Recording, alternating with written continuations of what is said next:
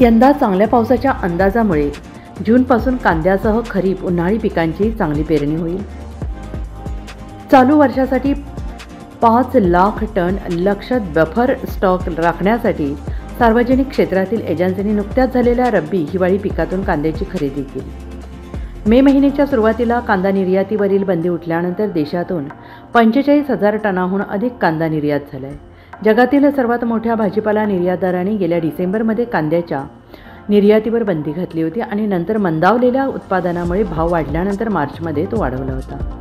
आणि याबाबत एका सरकारी अधिकाऱ्याने वृत्तसंस्थेला सांगितले की बंदी उठल्यापासून 45,000 टनाहून अधिक कांद्याची निर्यात झाली आहे। सर्वाधिक निर्यात पश्चिम आशिया आणि बांगलादेशात होते आहे।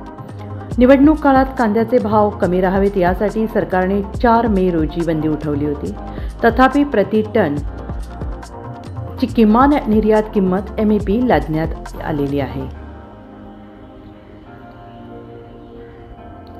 कृषी मंत्रालयाच्या प्राथमिक अंदाजानुसार महाराष्ट्र, कर्नाटक आणि आंध्रसारख्या प्रमुख उत्पादक प्रदेशांमध्ये उत्पादन कमी झाल्यामुळे देशातील कांद्याचे उत्पादन वर्षी 2023 आणि 24 मध्ये 16% घटून 25.4 दशलक्ष टन होईल।